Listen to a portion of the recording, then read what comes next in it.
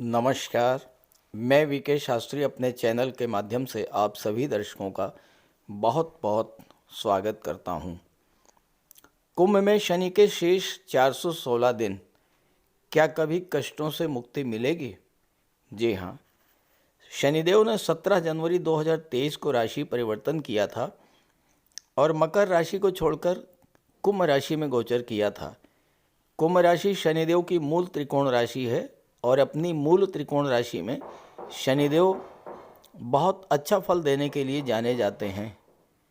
शनिदेव की दो राशियां हैं, मकर और कुंभ। मकर राशि कर्म की राशि है और कुंभ राशि लाभ की राशि है। और इसके अलावा मकर राशि चर राशि है जबकि कुंभ राशि स्थिर राशि है।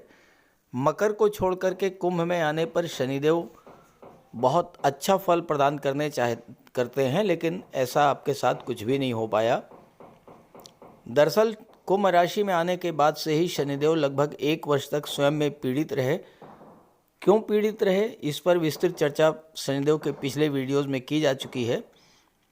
इस वीडियो में मैं यही चर्चा करूंगा कि पिछले 1 वर्ष में शनिदेव ने आपके जीवन में क्या क्या परेशानियां उत्पन्न की, क्या क्या कष्ट आपको झेलने पड़े और क्या आने वाले 416 दिन जब तक शनिदेव कुंभ राशि में रहेंगे, क्या हालात ऐसे ही रहेंगे या इसमें कोई सुधार देखने को मिलेगा, और वो सुधार कब से और किस तरह का होगा, इसी का विश्लेषण करेंगे इस वीडियो में।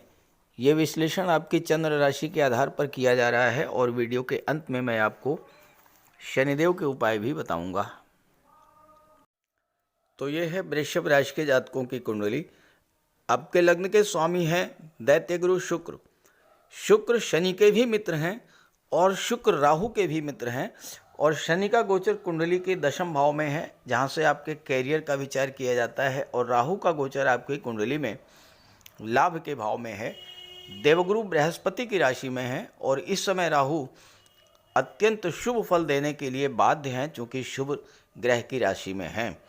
और दूसरी बात, शनिदेव से राहु दूसरे स्थान पर हैं और दूसरा स्थान जो होता है ये आपके बल का होता है, आपके सपोर्ट का, आपके धन का होता है, आपके सस्टेनेंस का होता है। तो इस समय शनि को राहु का भी बल मिल रहा है। ये तो वर्तमान स्थिति है, लेकिन जब शनिदेव कुंभ राशि में आए लगभग 1 वर्ष पहले, तो आते ही अस्त हो गए। उसके बाद नक्षत्र परिवर्तन करते रहे, फिर वक्री हो गए, तो लगातार पीड़ित ही रहे।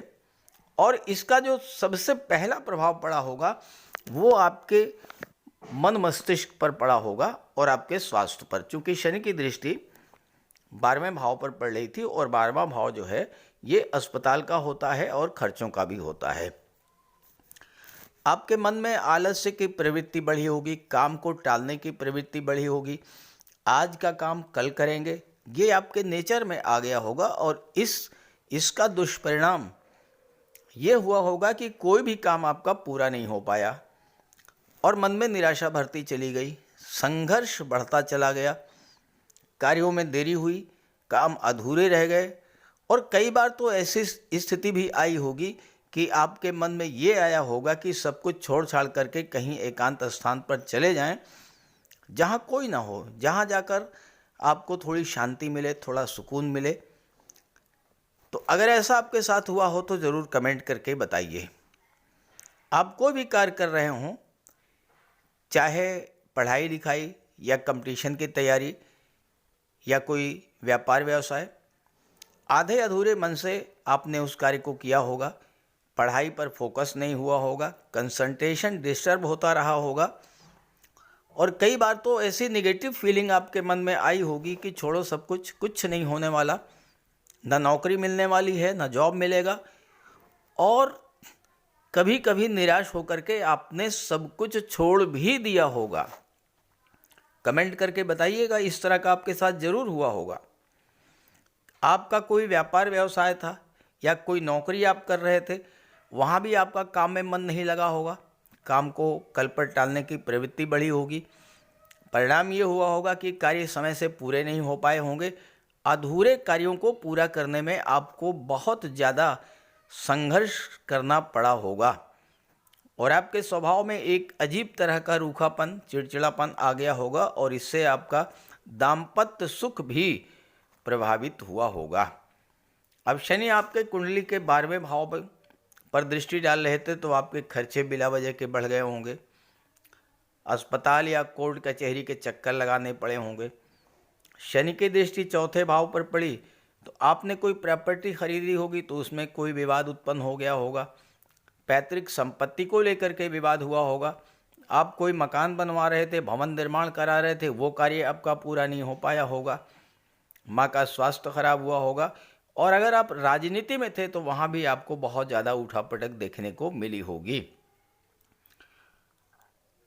सप्तम भाव पर शनि की दृष्टि पड़ी तो सबसे पहला प्रभाव तो यही हुआ होगा कि आपके विवाह में विलंब हुआ होगा। आप विवाह के इच्छुक थे, प्रयासरत थे, रिश्ते आ रहे थे, लेकिन सफलता नहीं मिल पाई। सप्तम भाव व्यापार व्यवसाय का होता है और व्यापार में भी मंदी की स्थिति देखने को मिली होगी। और जो सबसे नकारात्मक पक्ष इसका है वो ये है कि अगर आप पार्टनरशिप में व्यापार कर रहे थे तो आपके साथ धोखाधड़ी, चीटिंग हुई होगी, आपका पैसा डूब गया होगा और व्यापार में घाटा हुआ होगा। अगर ऐसा कुछ हुआ हो तो कमेंट करके बताइएगा। अब समझते हैं कि बाकी जो 416 दिन बचे हैं इसमें क्या क्या बदलाव देखने को मिलेंगे। वर्तमान में शनिदेव राहु के नक्षत्र शतभिषा में गोचर कर रहे हैं और राहु लाभ के भाव में रहेंगे 18 मई 2025 तक, शनि कर्म के भाव में रहेंगे 29 मार्च 2025 तक। तो जब तक शनि कर्म के भाव में है तब तक राहु लाभ के भाव में रहेंगे और इस तरह से शनि को राहु का बल भी मिलेगा और राहु के माध्यम से ही शनि आपको फल भी प्रदान करेंगे। शनि कर्म के भी कारक होते हैं, लाभ के भी कारक होते हैं। राहु 11वें भाव में जब होते हैं तो 11वें भाव में राहु से ज़्यादा धन कोई दे ही नहीं सकता। 11वां भाव जितना मजबूत होता है आपकी आर्थिक स्थिति उतनी ही सुदृढ़ होती है। तो अब जब राहु यहाँ पर एक्टिवेट होंगे तो आपके आर्थिक स्रोतों में वृद्धि करेंगे। अचानक से आपको कोई धन मिलेगा, मोटा पैसा मिलेगा और ऐसा पैसा ऐसी जगह से मिलेगा जहाँ से आपने सोचा भी नहीं होगा। आप जो कार्य कर रहे हैं आप देखिएगा उसी कार्य से जितना रिटर्न आपको मिलना था उससे कई गुना रिटर्न आपको मिलेगा, क्योंकि इस समय राहु जो है वो एक्टिवेट होकर के लाभ के भाव में गोचर कर रहे हैं। अब राहु की दृष्टि पंचम पर पड़ी। पंचम भाव जो होता है ये शेयर मार्केट, स्टॉक मार्केट का होता है। पंचम भाव आपकी क्रिएटिविटी का होता है, संतान और शिक्षा का होता है। अचानक से छात्रों को सफलता का योग बनेगा, आप कुछ नया करेंगे इस समय। और राहु जो हैं एक ऐसे ग्रह हैं जिनकी कोई लिमिट नहीं है। राहु से ज़्यादा चतुर चालाक कोई दूसरा ग्रह नहीं है। तो इस समय राहु की दृष्टि जब पंचम पर पड़ेगी तो आपको विलक्षण बुद्धि का स्वामी बना देंगे राहु। छात्रों के लिए तो बहुत ही अच्छा रहेगा। नई सोच, नए इरादे, नए सपने ये जागृत करेंगे राहु और आप आने वाले 416 दिनों में सफलता कहीं ना कहीं किसी न किसी क्षेत्र में अर्जित कर लेंगे। संतान पक्ष से भी आपको कोई सुखद समाचार प्राप्त हो सकता है या फिर संतान की प्राप्ति हो सकती है या संतान का विवाह हो सकता है और या संतान को कोई जॉब मिल सकती है। यहाँ पर सप्तम भाव पर शनि की भी दृष्टि पड़ेगी और राहु की दृष्टि भी पड़ेगी और सप्तम भाव जो होता है ये व्यापार का होता है। तो व्यापार में आपका जो घाटा हुआ था, आपके साथ जो चीटिंग हुई थी, आपके साथ जो धोखाधड़ी हुई थी, वो सब समाप्त होगी, उसकी रिकवरी होगी, पैसा मिलेगा आपको। व्यापार को तो अचानक से राहु बुलंदी पर पहुंचा देंगे। और ध्यान दीजिएगा, एक बहुत महत्वपूर्ण बात आपको बताने जा रहा हूं। सप्तम भाव दशम का दशम होने के नाते आपके कैरियर प्रोफेशन को भी शो करता है। राहु विस्तार के कारक हैं। इस समय आपके मन में अपने व्यापार व्यवसाय को विस्तार करने की, बढ़ाने की प्रबल इच्छा जागृत कर देंगे राहु। और राहु असीम विस्तार के कारक हैं, तो आप व्यापार व्यवसाय का विस्तार करेंगे, उसके बारे में प्लानिंग करेंगे, उसके बारे में सोचना शुरू कर देंगे कि कैसे अपने व्यापार व्यवसाय को बढ़ाना है। और ध्यान यहीं पर ध्यान रखना है दो चीज़ों का। पहली बात तो कि अपनी प्लानिंग को कभी भी किसी से भी शेयर मत कीजिएगा। अपने व्यापार को कैसे बढ़ाना है ये मन ही मन अपने रखिए, व्यापार को बढ़ाते चले जाइए। और दूसरी बात, राहु एक ऐसे ग्रह हैं जो जिस चीज़ को पाना चाहते हैं उसे प्राप्त करके ही दम लेते हैं।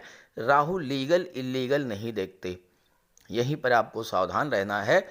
आपको देखना है कि क्या लीगल है और क्या इलीगल है, और लीगल वेज का यूज़ करते हुए ही आपको आगे बढ़ना है। दो चीज़ों का अगर आपने ध्यान दे लिया तो ये शनि और राहु की युद्ध जो इसमें संबंध बन रहा है, ये आपके जीवन के हर क्षेत्र में सफलता दिलाएगा, आपको बुलंदियों पर ले जाएगा। ज़्यादा से ज़्यादा लाभ मिले तो इसके लिए आप शनिदेव का उपाय भी कीजिएगा। बात करते हैं उपायों पर। ज्योतिष शास्त्र में कहा गया है कि शनि जिस पर प्रसन्न होते हैं, यानी जिसका शनि ग्रह मजबूत स्थिति में होता है, तो शनिदेव रंक से राजा बना देते हैं। और शनि अगर कमज़ोर हुए, खराब हुए, तो राजा भी रंक हो जाता है।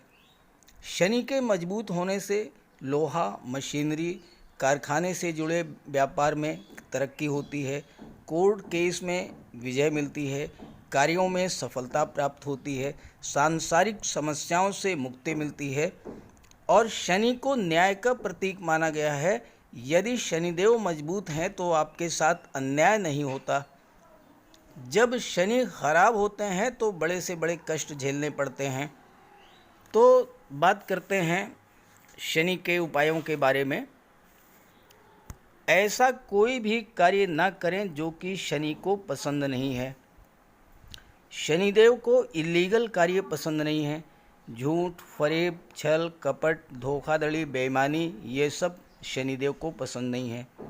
शनिदेव को परिश्रम, अनुशासन और व्यवस्था पसंद है, तो ऐसे कार्य कीजिए। गरीबों की मदद कीजिए, बुजुर्गों, दिव्यांगों को भोजन दीजिए, वस्त्र का दान कीजिए, किसी ओल्ड एज होम में जाकर के, किसी अनाथालय में जाकर के दान पुण्य का कार्य कीजिए, तो इससे शनि को बल मिलेगा। अगर आपका शनि कमज़ोर है तो आपको कम से कम 19 शनिवार व्रत रखना चाहिए। और इसके साथ साथ शनिवार के दिन एक कटोरी में सरसों का तेल लेकर उसमें अपना चेहरा देखिए और उस तेल को किसी को दान कर दीजिए। इसके अलावा शनिवार के दिन एक पात्र में जल, दूध, चीनी, काला तिल और गंगा जल ये रख लीजिए। इसके बाद पश्चिम दिशा की ओर मुँह करके पीपल के वृक्ष को अर्पित कर दें। इससे भी शनि को बल मिलता है। शनिवार के दिन उड़द से बनी पंजीरी, पकौड़ी, चीला, बड़ा ये सब खाना चाहिए। सरसों के तेल में बने भोज्य पदार्थ ग्रहण करना चाहिए। इससे शनि ग्रह को ताकत मिलती है। केले का भी आप सेवन कर सकते हैं। और शनिवार के दिन कंबल, जूता, चप्पल, लोहा, काले कपड़े और नारियल जटा वाला ये भी आप दान कर सकते हैं। सरसों का तेल का दान कर सकते हैं। और अगर शनि कमज़ोर है तो आपको नीलम धारण करना चाहिए, लेकिन इसके लिए किसी आप योग्य ज्योतिषी की मदद ले लें। तो ये सब उपाय आप करेंगे तो आपको बहुत बड़ा लाभ मिलेगा। नमस्कार।